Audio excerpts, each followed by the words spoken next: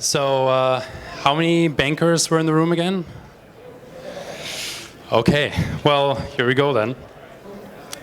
So what do startups selling to banks have in common with those crazy clowns that we've been seeing terrorizing the US population lately? The answer is you have to be somewhat crazy to want to do either one of these things. I think we can agree on the clown example rather quickly and why it's kind of dumb doing this in the country with the highest levels of per capita gun ownership. But let me tell you a little bit about the fintechs and share a bit from my own personal experience. So context, as Alex mentioned, I work for Sensibill and we work with banks on all sorts of cool solutions around receipt capture and management. And I have a somewhat unique perspective where I've been on both sides of the fence, as Alex mentioned. So for Sensibill, are we crazy for wanting to work with banks?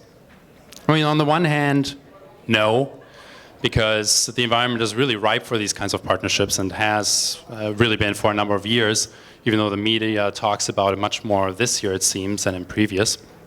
So for banks, of course, it's a great way to stay competitive for them, not just with non-bank players, but also with the traditional banks. We've seen the experience gap widening dramatically between banks that have money and those that don't. It allows them to outsource expertise. As a retail bank, why would I want receipt experts in my company if I can work with one that has them on staff? And if I buy into their concept, great. Then I can get through my innovation roadmap much more quickly than I could if I do it in-house. But still, it's quite a struggle to make things happen, especially if you're a small startup. And there are really four main challenges that you keep hitting. On the one time, do you have time and patience? Do you have money to burn as you wait around for something to happen? Second, can you get to the right people, and how do you do it? If you work within the bank, it's hard enough to do because these tend to be monstrosities with all sorts of departments and all sorts of people doing different things. Number three, when you do actually talk to the right person, how do you build a meaningful relationship? How do you stay top of mind? How do you compete with all the other vendors that talk to these same people? And the fourth, are you prepared for the risk management onslaught that is bound to happen? Because if you're not, just forget about it. You're not going to get anywhere. So let's go through those one by one. If you work with a bank, be prepared for a long, long process. And really what you have to understand that it's like that on the outside, and you keep waiting for responses and for things to happen. But it's kind of like that on the inside too. I was a sponsor rep partnering with a number of fintechs and taking these projects end to end. And in the beginning, it's always like you're moving furniture all by yourself. You grab one chair, move it, you walk back to the other, you drag a table, you wait until everything is in line, and then you can get buy-in from people, you can get projects prioritized, you get on a roadmap, but it's an arduous process.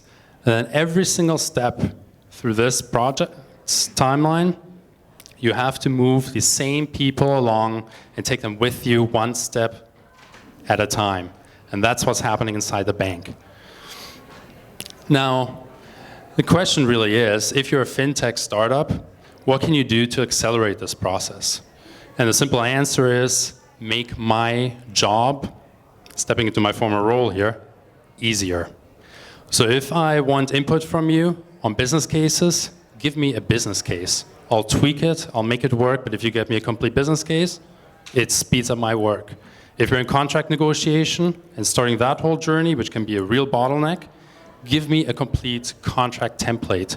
Don't make me go to my legal department and then try to draft up something, because that is going to take months. If you're in pilot implementation, make that easy for me. Give me an SDK. Don't make me start something from scratch and integrate with APIs. Try to insert yourself in those conversations. Have designers participate in design sessions. Have people talk to the solution architect. And most importantly, I would almost say, be prescriptive when it comes to the marketing step. Too many banks launch solutions and expect their customers to pick it up, and it's surprising how long that list is. And it never gets any traction because they're not actively marketing them or not marketing them well. So if you, as the expert on your product, know how to market it best, be prescriptive about it. And more likely than not, they will actually listen to some of what you have to say. A second step, I mean, before anything happens, and before you go through this long, arduous journey, you have to sell to a bank first. And this is a daunting task.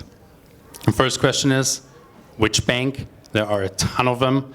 I just kind of skimmed the regulator websites, found 13,630 deposit-taking institutions across North America, if you all add them up. If you play in the money service businesses space, I mean, that number gets way, way bigger. So you really have to prioritize. Once you have your priority list together, then the next question is, which team do you have to work with? That is really tough. Some organizations are very product-driven. Some banks are very marketing-driven. Other banks are very channel-driven. It really depends, and you figure out who you're dealing with. And then once you've gone through all this, you need to find out who in those teams that you have to work with are actually important to you. Titles can be deceiving. I talked to a woman the other week who had some title related to online banking. All she does is mobile. I talked to someone else who was in commercial lending, according to his title, but was really migrating to a consumer banking role. And you don't know these things. Or the best example really, and it's a struggle to find that out when you're working for a bank, is who are the real influencers? Because it can be anyone, and you don't know unless you get a taste of what the dynamic is internally. So once you know who you have to talk to, how do you stay top of mind? And that is really difficult. You have a ton of vendors trying to sell to the same people, especially in the fintech space. And retail banking is always the digital channels people, it's always the payments folks that everyone talks to. And you're up against some real heavy hitters. There are some companies that invest a lot of money in these relationships. I still remember as a product manager, I went to theater performances, I went to comedy performances, I went to movie pre-screenings, I went to movie premieres. I had fancy dinners, fancy lunches, fancy cocktail parties, drinks, went to the private boxes at all of these stadiums. There's a lot of time and effort spent in selling to those same people.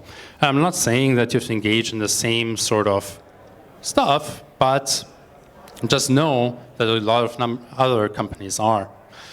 So the first rule is really, if you're talking to anyone in a bank, speak their language. Some banks have clients, some banks have customers, some banks have members. Credit unions tend to have members. What a bank puts out in content, in presentations, in materials, tends to mirror the internal dialogue. In one of my first roles, I was writing commentary for investor presentations for executives. It's one-to-one what the internal dialogue is like, minus some details. And then the same rule applies as during the sales process. If I'm dealing with you as a fintech, make my life easier. Make my work more comfortable, make me look good, really. And you can take it far. Now, the best way that you make someone look good, really, is if the product works. There are cool things they can do with thought leadership and providing insights to people that they can take internally. But at the end of the day, what matters is, does your product deliver? And you have to be really careful that you don't oversell anything. Because the worst thing that can happen is if it underperforms, because then the likelihood that the bank will market it is zero. The likelihood that the bank will reinvest in that same project is also zero. And if it underperforms, then the thing that you have to realize is that these people that you're selling to all know each other, and word spreads. I think someone told Corey, my boss at some point, that your business can be killed at a cocktail party, and it really is true. because everyone knows each other in this space. So then the last piece takes me is this whole thing, the people that everyone loves to hate, whether you work for a bank or whether you're selling to a bank. You will get probed on data ownership, on physical security, on access security, on information security, on network security, on website security, all the detailed policies, the confidentiality and privacy policies need to be in place. You need to have a business continuity plan, a disaster recovery plan, an incident management plan. You need to have your HR policies in the way that the bank would have them, have proper employee training. When was the last time that you thought about anti-corruption and bribery policies? Probably only when a bank asked you for it. And same goes for insurance levels and financial health, and I can really go on and on. There are very few things that you can negotiate off of that list. Things like what the right insurance coverage is, maybe, or if you don't quite have your disaster recovery, your backup facilities in place yet, you can maybe buy yourself some time and say, okay, by launch, I'll have this in place. But there's not much flexibility there. And I, as a product owner in a bank, am going to listen to these people a lot. And if I have any doubts about you as a fintech, I am going to send these people after you. They'll probe you first, and then I'll start moving this process along. The only thing that can really buy you credibility here is if you've worked with some bank before and you've gone through this entire rigor, and if it's a bank that has a somewhat decent risk management reputation, which not all of them do. And that's really it from me. So please let me know if you have any questions.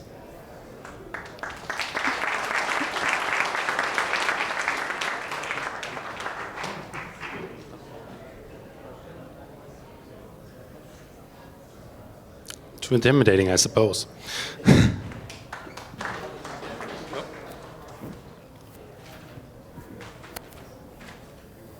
Why did you choose to leave the institutional space for a startup?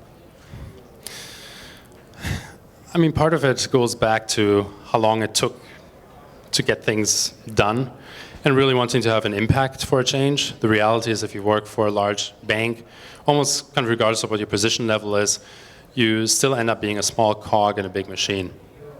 And I knew Corey, my boss, from a long time from having business with them, and it seemed like a rather good opportunity at the time. Okay. I guess no one wants to sell to financial institutions here.